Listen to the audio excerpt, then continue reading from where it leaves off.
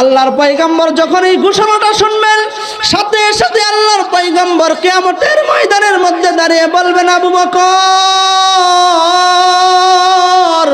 কই রে, আমার সামনে আয়। উমর কই, উসমান কই, আলী কই, ও আমার হাফসি বেলাল তোমরা কই আছো? তাড়াতাড়ি আমার সামনে চলে আসো। আল্লাহু আকবার বলেন। হযরত আবু বকর এসে বলবে, ইয়া রাসূলুল্লাহ, ইয়া হাবিবাল্লাহ, আজকের এই দিনে আপনি কেন ডেকেছেন জানতে চাই। হযরত উমর, হযরত উসমান, আলী, হযরত বেলাল একই কথা বলবেন, ইয়া রাসূলুল্লাহ জানতে চাই। আল্লাহর পয়গম্বর বলেন, আবু বকর তুমি গিয়ে জাহান্নামের একটা দরজায় দাঁড়াও, উমর তুমি গিয়ে জাহান্নামের একটা দরজায় দাঁড়াও। আবু বকর, উসমান, হযরত বেলাল তোমরা প্রত্যেকে গিয়ে জাহান্নামের প্রত্যেকটা দরজার মধ্যে দাঁড়িয়ে যাও। যখনই দেখবা আমার কোন গুনাহগার উম্মত জাহান্নামের মধ্যে প্রবেশ করতেছে, তোমরা সাথে সাথে আমার উম্মতটাকে ধরে জান্নাতে প্রবেশ করায় দিবা। সুবহানাল্লাহ। পয়গম্বর নূহ আলাইহিস সালাতু ওয়াস সালাম একই উত্তর দিবেন। তিনি আরো জোরে চিৎকার দিয়ে বলবেন, না না না, আজকের এই দিনে আমি পয়গম্বর নূহ এর মতো ক্ষমতা নাই। আজকে আল্লাহ তাআলার সামনে গিয়ে তোমাদের জন্য সুপারিশ করব। বলে, কেন করবেন না? আপনি তো অনেক বড় পয়গম্বর, কেন আপনি সুপারিশ করবেন না? পয়গম্বর নূহ আলাইহিস সালাতু ওয়াস সালাম বলবেন, আল্লাহ তাআলা যখন সমস্ত দুনিয়ার মধ্যে প্লাবন দিয়ে সারা দেশকে আল্লাহ তাআলা ডুবিয়ে দিয়েছিল, আমাকে আল্লাহ তাআলা একটা সুন্দর কিস্তি নৌকার মধ্যে আমার যারা মুসলমান আছে তাদেরকে নিয়ে আমি উঠেছিলাম, কিন্তু আমার সন্তান সে কিন্তু আমার কথা শুনে নাই। আল্লাহ তাআলা বলেন পবিত্র কোরআনে কারিমে, আল্লাহ তাআলা বলেন, ক্বালা ইয়া নূহ ইন্নাহু লাইসা মিন আহলিক ইন্নাহু আমালুন গায়রু সালিহ। আল্লাহ তাআলা বলবেন, যদি আল্লাহ তাআলা আমি যদি তোমাদের জন্য সুপারিশ করতে যাই, আল্লাহ তাআলা যদি আমাকে জিজ্ঞাসা করে, বলেন পয়গম্বর নূহ তোমার সন্তান তো দেখি তোমার কাতারে এসে মুসলমান হয় না, এটার উত্তর দাও। আমি আল্লাহ তাআলার সামনে কি উত্তর দিব? আমার তো কোনো উত্তর নাই। সুতরাং আমিও আপনাদের জন্য কোনো সুপারিশ করতে পারবো না। একের পর এক নবীদের কাছে মানুষ যাইবে, কেউই সুপারিশ করবে না। কিতাবের মধ্যে লেখে, প্রত্যেকটা নবী পয়গম্বর আলাইহিমুস সালাতু ওয়াস সালাম কিয়ামতের ভয়াবহতা দেখে সিজদার মধ্যে পড়বে, আর প্রত্যেকটা পয়গম্বর বলবে, রব্বি মুঝে বাঁচানা, ওগো মালিক, ওগো আল্লাহ, আজকের এই দিনে আমাকে বাঁচাও। আমি আর কারো কোনো খবর নিতে পারবো না। কোনো নবী কোনো উম্মতের খবর নিবে না। প্রত্যেকটা নবী রব্বি মুঝে বাঁচানা এই কথাটা বলে চিৎকার করতে থাকবে আর বলবে, আল্লাহ আজকের এই দিনে তো তুমি ছাড়া আর কেউই নাই, তুমি তো বাঁচাইতে পারো, তুমি তো সব কিছু করতে পারো। ওগো মালিক, আজকের এই দিনে আমাকে বাঁচাও, আর কারো চিন্তা আমি করি নাই। মুহতারাম হাজিরিন, যেই কথাটা আপনাদেরকে বোঝানোর জন্য লম্বা একটা ঘটনা আপনাদের সামনে আমি পেশ করলাম। ওই দিন সমস্ত মানুষ ভয়ে রব্বি মুঝে বাঁচানা বাঁচানা নবীরা পর্যন্ত বলতে থাকবে, কিন্তু ওই কঠিন কিয়ামতের ময়দানে সমস্ত মানুষ যখন রব্বি মুঝে বাঁচানা বলবে, সমস্ত মানুষ হয়রান পেরেশান হয়ে যাবে। আল্লাহ তাআলা বলেন, ইয়া আইয়ুহান নাসুত্তাকু রাব্বাকুম ইন্না জালজালাতাস সাআতি শাইউন আযীম ইয়াওমা তারাউনাহা তাযহালু কুল্লু মুরদিআতিন আম্মা আরদাআত ওয়া তাদাউ কুল্লু যাতি হামলিন হামলাহা ওয়া তারান নাসা সুকারা ওয়া মা হুম বিসুকারা ওয়ালাকিন্না আযাবাল্লাহি শাদীদ।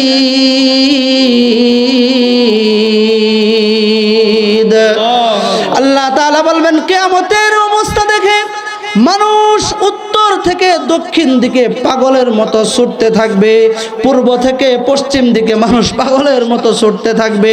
আল্লাহ তাআলা বলবেন ওয়াতারান নাসা সুকারা, মানুষ মনে করবে মানুষ পাগল হয়ে গেছে।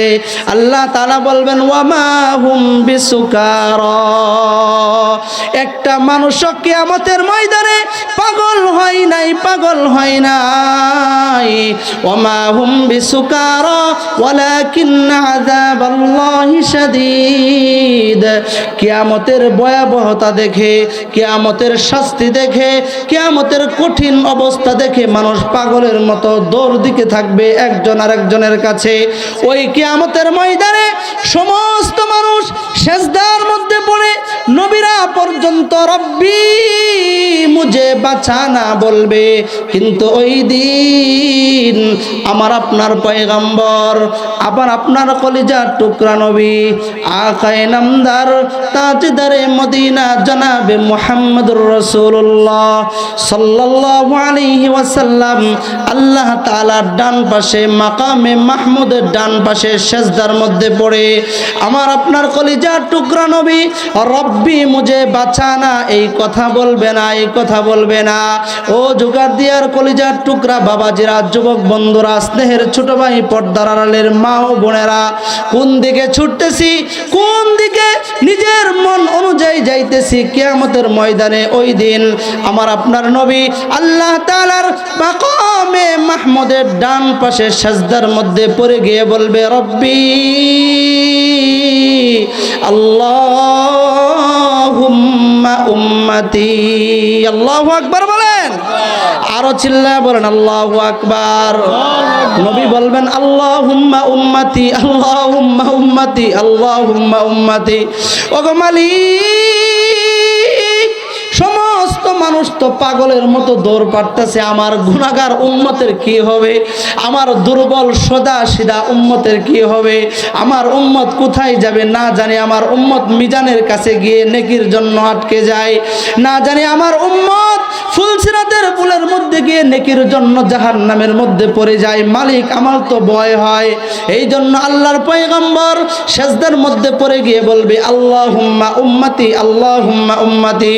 নবীর চিৎকার শুনে আল্লাহ তাআলা যখন দেখবেন তার হাবিবে কিবরিয়া জনাবে মুহাম্মদুর রাসূলুল্লাহ সাল্লাল্লাহু আলাইহি ওয়াসাল্লাম সেজদার মধ্যে পড়ে আছেন, আল্লাহ তাআলা বলবেন হাবিব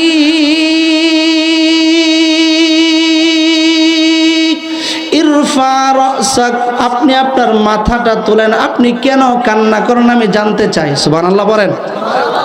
আল্লাহ তাআলা বলবেন হাবিব আপনি কেন কান্না করেন আমি জানতে চাই। আল্লাহর পয়গম্বর সেজদা থেকে মাথা তুলে বলবেন আল্লাহ, আমার গুনাহগার উম্মতের আজকের এই দিনে কি হবে? আমার গুনাহগার উম্মত কোথায় যাবে? আল্লাহ তাআলা বলবেন হাবিব দুনিয়ার জমিনে অনেক কষ্ট করেছেন এই উম্মতের জন্য, ক্ষুধার যন্ত্রণায় 3 দিন পর্যন্ত আপনি খাবার খান নাই, পেটের মধ্যে আপনি পাথর বেঁধেছেন। এক সাহাবী আল্লাহর পয়গম্বর সাল্লাল্লাহু আলাইহি ওয়াসাল্লামের সামনে গিয়ে বলে ইয়া রাসূলুল্লাহ 3 দিন পর্যন্ত খাই না, এটা বলে নবীজির কাছে কাপড়টা তুইলা দেখাইছে তার পেটের মধ্যে একটা পাথর। বলতেছে ইয়া রাসূলুল্লাহ আজকে 3 দিন পর্যন্ত খাই না, এটা বইলা দুঃখের সাথে নবীজিরে কাপড় তুলা দেখাইতেছে তার পেটের মধ্যে একটা পাথর। কিতাবের মধ্যে লেখে যখন সাহাবী তার কাপড়টা তুলা একটা পাথর দেখাইলো, সাথে সাথে আল্লাহর পয়গম্বর নিজের চাদর মুবারকটা সরায়া দেখাইলেন, নবীজির পেটের মধ্যে 2টা পাথর বাঁধা। আল্লাহু আকবার বলেন। নবীজি কষ্ট কি জন্য করেছেন? আমাদের জন্যই তো করেছেন। আল্লাহ তাআলা বলবেন হাবিব আপনি কেন কান্না করেন? বলে আমার উম্মতের জন্য কান্না করি, আমার উম্মতের কি হবে? আল্লাহ তাআলা বলবেন দুনিয়ার জমিনে আপনার উম্মতের জন্য অনেক কষ্ট করেছেন, অনেক কান্না করেছেন, অনেক রক্ত ঝরিয়েছেন, আর না আর না আর না। ও হাবিব আপনার একটা নাম তো আমি শাফিউল মুজনিবিন রেখেছিলাম, সুপারিশকারী, আপনি সুপারিশ করবেন। আজকের এই দিনে আপনার শাফিউল মুজনিমিন নামটা আজকে আমি প্রয়োগ করতে চাই। আপনি সুপারিশ করেন আপনার বান্দার জন্য, আপনার উম্মতের জন্য আপনি সুপারিশ করেন। আপনার যত খুশি তত উম্মতদেরকে নিয়ে আপনি সরাসরি জান্নাতে চলে যান। সুবহানাল্লাহ বলেন, আরো জোরে পড়েন সুবহানাল্লাহ। আল্লাহর পয়গম্বর যখন এই ঘোষণাটা শুনবেন, সাথে সাথে আল্লাহর পয়গম্বর কিয়ামতের ময়দানের মধ্যে দাঁড়িয়ে বলবেন, আবু বকর কই রে, আমার সামনে আয়। উমর কই, উসমান কই, আলী কই, ও আমার হাফসি বেলাল, তোমরা কই আছো? তাড়াতাড়ি আমার সামনে চলে আসো। আল্লাহু আকবার বলেন। হযরত আবু বকর এসে বলবে, ইয়া রাসূলুল্লাহ, ইয়া হাবিবাল্লাহ, আজকের এই দিনে আপনি কেন ডেকেছেন জানতে চাই। হযরত উমর, হযরত উসমান, আলী, হযরত বেলাল একই কথা বলবেন, ইয়া রাসূলুল্লাহ জানতে চাই। আল্লাহর পয়গম্বর বলেন, আবু বকর তুমি গিয়ে জাহান্নামের একটা দরজায় দাঁড়াও, উমর তুমি গিয়ে জাহান্নামের একটা দরজায় দাঁড়াও, আবু বকর, উসমান, হযরত বেলাল তোমরা প্রত্যেকে গিয়ে জাহান্নামের প্রত্যেকটা দরজার মধ্যে দাঁড়িয়ে যাও। যখনই দেখবা আমার কোনো গুনাহগার উম্মত জাহান্নামের মধ্যে প্রবেশ করতেছে, তোমরা সাথে সাথে আমার উম্মতটাকে ধরে জান্নাতে প্রবেশ করায় দিবা। সুবহানাল্লাহ। এই নবী আমরা পাইছি, যেই নবী দুনিয়াতে আমাদের জন্য কষ্ট করেছেন, মৃত্যুর পরেও নবীজি মদিনায় শুয়ে আছেন, তারপরেও এই উম্মতের জন্য এখনো পর্যন্ত নবীজি কষ্ট করতেছেন। যেই নবী আমার আপনার জন্য এত কষ্ট করেন, এখন প্রশ্ন হলো সেই নবীর জন্য আমি আর আপনি কি করেছি? সেই নবীর জন্য কি করেছি? মুহতারাম হাজিরিন, আসুন আজকে এই জুকার দিয়া নয়াপাড়া যুব সমাজের উদ্যোগের মাহফিল থেকে আমরা অঙ্গীকারবদ্ধ হই, জীবনে এমন কোনো কাজ আর বাকি জিন্দগিতে করব না যেই কাজ করলে আমার নবী নারাজ হয়। রাজি আছি সকলে ইনশাআল্লাহ? জীবনে এমন দিকে আর চলবো না যেই পথে চললে আমার নবী নারাজ হয়। জীবনে এমন কোনো খাবার খাবো না যেই খাবার খেলে আমার নবী নারাজ হয়ে যায়। জীবনে এমন কোনো জিনিস করব না যেই জিনিসটা করার পরে কিয়ামতের ময়দানে নবীজির হাত থেকে হাউজে কাউসারের পানি আমার না জুটে, এমন কোনো কাজ আমরা করব না। রাজি আছি না ইনশাআল্লাহ?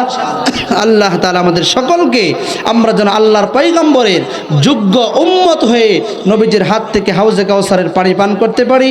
আল্লাহ তাআলা সেই তৌফিক দান করুন, সকলে পড়ি আমিন। মুহতারাম হাজরিন, আমি পবিত্র কালামুল্লাহ শরীফের সূরা আনফাল থেকে দুইখানা আয়াত আপনাদের সামনে তেলাওয়াত করেছি। আল্লাহর